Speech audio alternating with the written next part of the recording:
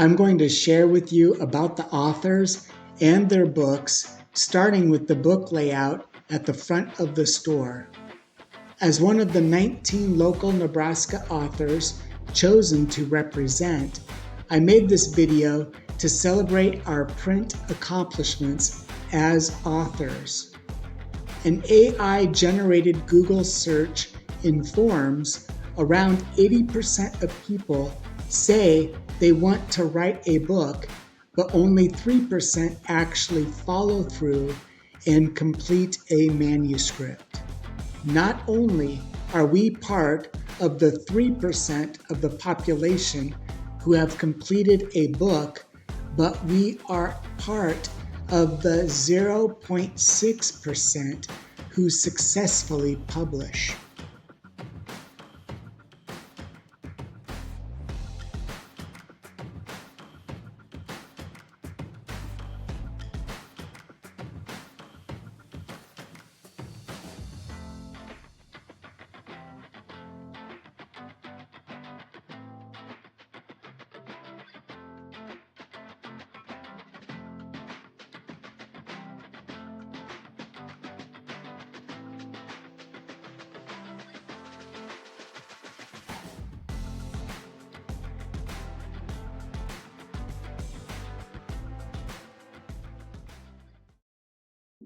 To accommodate all the participating Nebraska authors in the bookstore, there were some assigned to be there from 11 a.m. to 2 p.m. and others from 3 p.m. to 5 p.m. My book signing was with the later group, but I went early to interview the other authors. All right, Lori, can you tell me about your book? I sure can. My book is called Broken and Chained. My first 30 days in hell called Detox. My name is Rieck Jr, and I actually wrote this book 12 years ago while I was going through the process. I weighed about 100 pounds more than I do right now, and I became addicted to prescription painkillers because of a chronic back injury. I also had a problem with alcohol, but I didn't realize it at the time. And so my life just kind of spiraled out of control, even though I only took the prescribed amount of the medication, and I hit rock bottom. And I knew that I had to change my life or I wasn't going to make it. So I went through the detox process, which literally is hell on earth.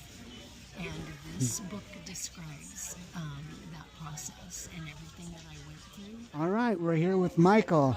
Michael, can you tell me a little bit about your book? Sure. My book's called True Cult, and it is an adult choose-your-own adventure style horror novel where you take on the role of a drummer in a band trying to kind of get out of your crummy little town. And there's some old beef with the vocalist, and then more or less you're welcome back into the band, but it's kind of like, is it for real or is it like disingenuous kind of a thing? And then your vocalist starts getting more into the occult and whatnot to kind of gain some infamy, and then it just snowballs from there into some madness quite a bit. So all right, as a reader, do you get to choose different directions? Yep. So is that what you're saying? Yeah, I wrote it. There's 6 different endings. All right, here with Michael.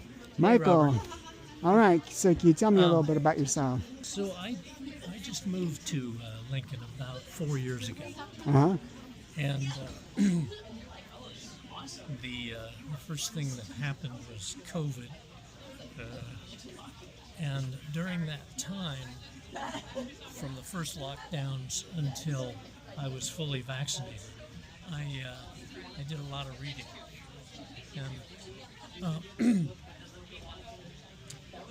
a lot of it was in short stories, mystery and detective short stories that hadn't been available when I'd written an earlier book about mystery fiction. But they became available when they were digitized and put online. So I read all these hundreds of stories. So a story began to, a couple of stories really began to emerge. One of them was the success that Arthur Conan Doyle had with the Sherlock Holmes stories when he started doing short stories about Holmes and publishing them in the Strand magazine. He made a fortune. And all these other writers looked at that and they thought, hey, you know, not only are there more magazines available, but there's more money too in this. And for a writer, if you write a series of short stories and publish them in successive months, you have an income stream. For a writer, as you know, that's a big deal. That's really good. All right, Lisa, you're on. Awesome. Did you just want to hear about the book? Well, maybe about yourself. Yeah. Are you from Nebraska? I am from Nebraska, and All so right. that's an important part of my book. I did base it in Nebraska, so the setting, it starts out in Nebraska, and I actually wrote this in Hastings, Nebraska. I lived there for 20 years, and then I moved to Lincoln, but this was written in Hastings, and so the community is very much like that. I am a business professor. I teach business and entrepreneurship and help people start businesses, and so it's very different than writing. So writing is kind of my passion, and I've been writing all my life, but this is my first novel. All right. So what is your book all about? Yeah, so it started out as a book about relationships and how to deal with relationships that change, how to be there for somebody that you love and care for when the worst possible thing in life could happen. So it is about two best friends. They are from the Midwest, and they, after college, decide they want to see the world before starting their lives as adults, and they take a gap year. They travel and they start their journey in Southeast Asia, and soon into that they are abducted and forced into human sex trafficking. And soon into that experience they're separated. And so the first half of the book is about their different journeys through that. I don't want to give any spoilers, but it is it's just a book about how that's different in different cultures. There's a lot about how it happens in the Midwest. And the first half is kind of difficult to read, but the second half really dives into those relationships and how to kind of reclaim your identity and who you are, and to grieve and to love and to just be there for people that you care about. Dang, it sounds powerful. Yeah. I liked it. Thanks. Awesome. All right, Lynn, you got it. Where are you from here? I'm Lynn Painter, and I am from Omaha, Nebraska. I've lived here pretty much my whole life. My dad was a military guy, so we landed in Offutt when I was a small child, and I've been here ever since. All right, and you got a good amount of books over here. Let's look at them real quick, and then I'll come back and we can talk about what you got going on. New York Times best-selling author. All right, so tell me a little bit about your books. These are my young adult books.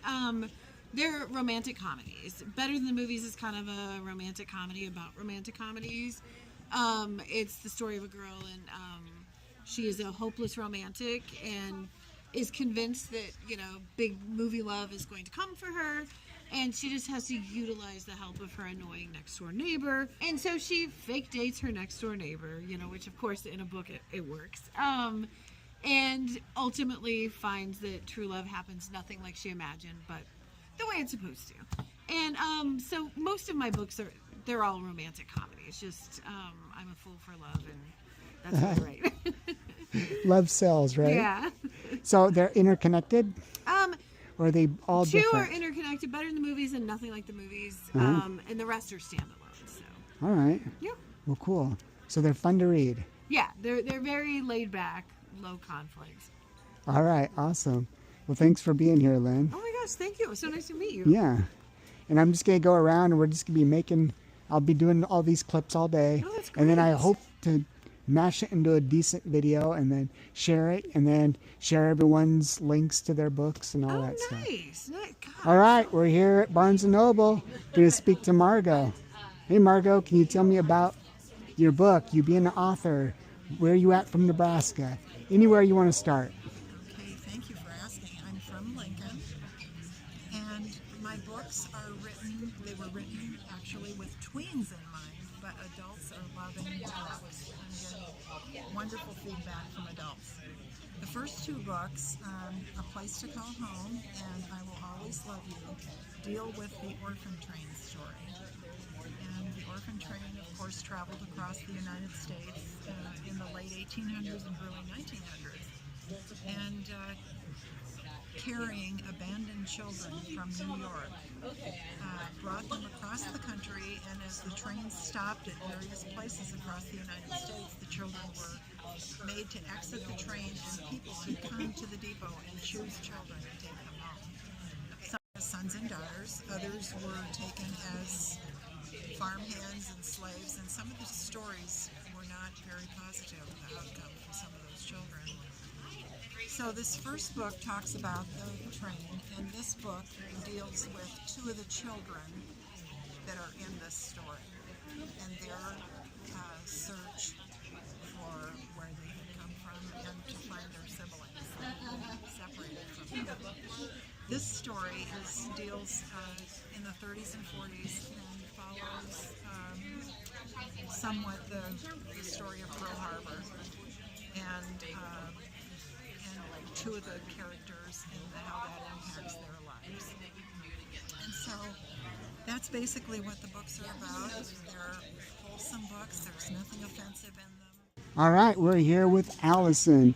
Allison, can you tell me about yourself, where you're from, your book? What do we got here? Yeah, okay. Well, I'm Allison Bitts. I write YA novels. I'm from Nebraska. I'm native Nebraskan, so I'm from Exeter originally, which is a small town like 50 miles from here, but I've lived in Lincoln the last 20 years. 20-ish. I've lost track of time.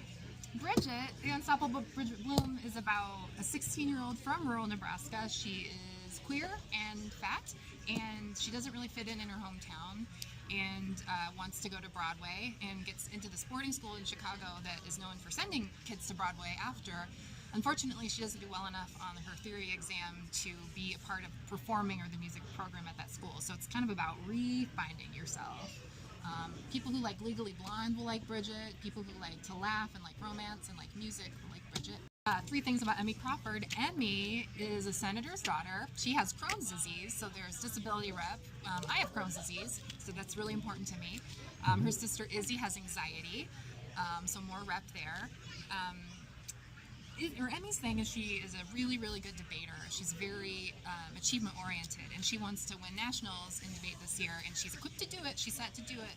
There's only one other debater in the whole D.C. area who can even touch how good she is, and she falls for him, and then her sister Izzy falls for him, so we have a big, big mess. Wow. Yeah. Awesome. You were really good to just do this interview process. It's like you were just you were the one that was meant to do this today. Aww. So Well, thank you. awesome. I Well, thanks for appreciate being that. here. Yeah. Thank you for being here. And can I get like your card? Yes. Do you have a card? Yep, I got that. Your friend back there didn't have it, but of course, she's a New York bestseller. All right, we're here with Susie. Susie, can you introduce yourself and where are you from in Nebraska? Okay, I'm Susie Bruning, and I'm originally from Stella, Nebraska, which is a population of 200 people, but I have resided in Lincoln for the last 28 years.